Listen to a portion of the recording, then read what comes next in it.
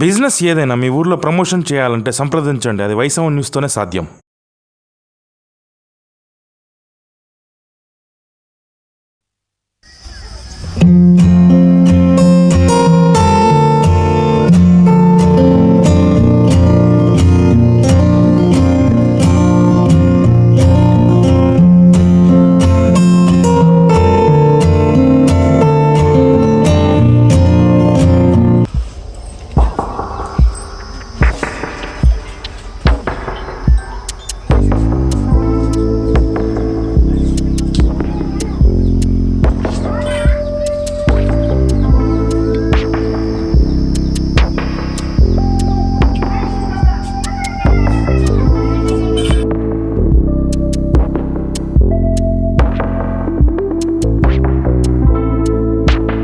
To వైసవ news. నేను మీ పులిపాటి. ఇప్పుడు మనం ప్రస్తుతం భద్రాద్రి కొత్తగూడెం జిల్లా పిన్పాక మండలం దుగినేపల్లి పంచాయతీలోని రెడ్డిగూడెం అనే గ్రామంలో ఉన్నాం.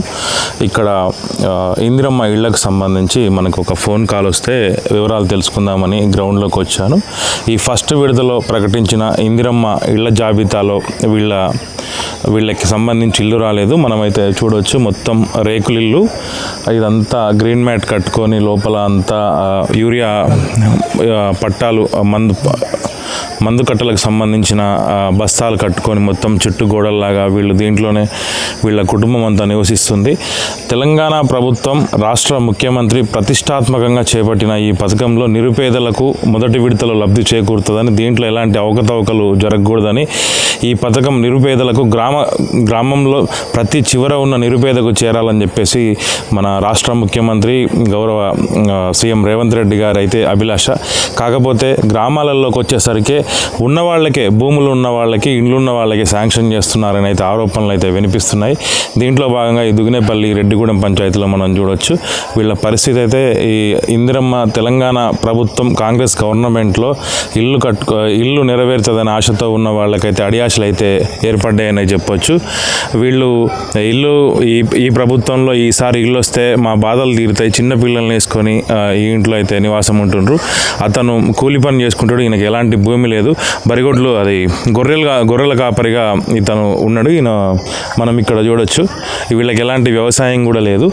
అయితే ఈ ఇల్లు మొదటి విడతలో ఈ గ్రామంలో దాదాపు దుగినేపల్లి గ్రామంలో ఒక 15 నుంచి 20 ఇండ్లు అయితే శాంక్షన్ అయినాయి.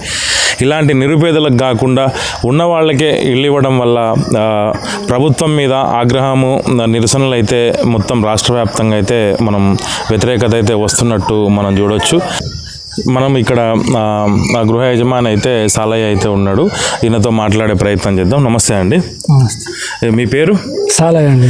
ఏంటి మీకు ఇల్లు రాలేదని మాకు ఫోన్ వచ్చింది, ఏమైంది అసలు?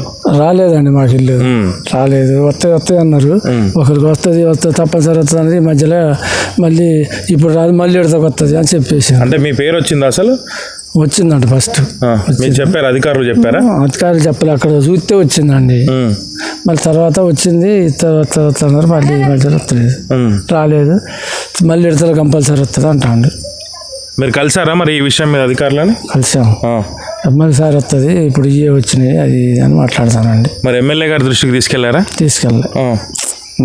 కనీసం మరి ఎంఆర్ఓ గారి దృష్టికి తీసుకెళ్లారా? ఎటు తీసుకెళ్ళలేదండి, ఇక్కడ వాళ్ళనే అడిగినాం, అంతే. వీళ్ళు ఎవరిని కలవాలో తెలియని పరిస్థితి ఉంది ఇక్కడ మనకి. వాళ్ళకి వీణ లేస్తే గొర్రెలకి కూలికి పోతాడు, అవి కూడా కూలి గొర్రెలే.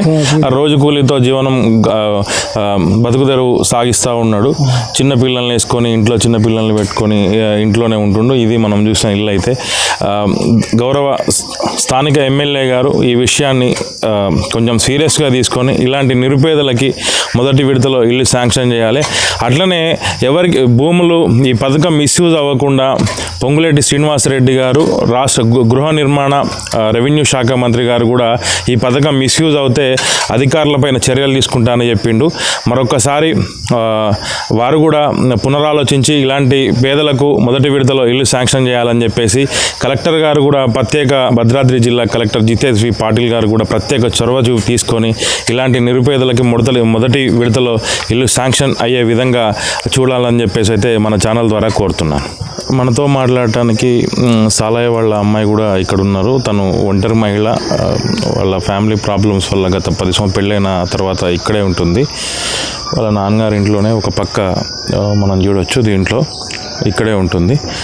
చెప్పండి అమ్మా, ఇప్పుడు మీరు ఒంటరి మహిళగా ఉంటున్నారు, మరి మీకేం చెప్పారు అధికారులు? వస్తుంది, ఇల్లు వస్తుంది అని చెప్పారు అన్నయ్య. ఒంటరిగా ఉంటున్నావు కదా, ఇల్లు వస్తుంది, మీరు ఇక్కడ ఇబ్బంది పడకుండా బతుకుతున్నారుగా, కూలి చేసుకుంటా ఐరన్ చేసుకుంటా అని అన్నారు. కానీ వస్తుంది అన్నారు కానీ రాలేదన్నయ్య. అంటే లిస్ట్లో మీ పేరు వచ్చిందా? అంటే అప్పుడు లిస్ట్లో చెప్పినప్పుడు పేర్లు వచ్చాయి, ఇప్పుడు లిస్ట్లో మరి వచ్చింది, వస్తుంది మీకు అన్నారు. కానీ ఇప్పుడు మాత్రం రాలేదని అన్నారు. మళ్ళీ తర్వాత లిస్ట్లో వస్తుంది అన్నారు. మళ్ళీ తర్వాత లిస్ట్లో వస్తుంది అన్నారు.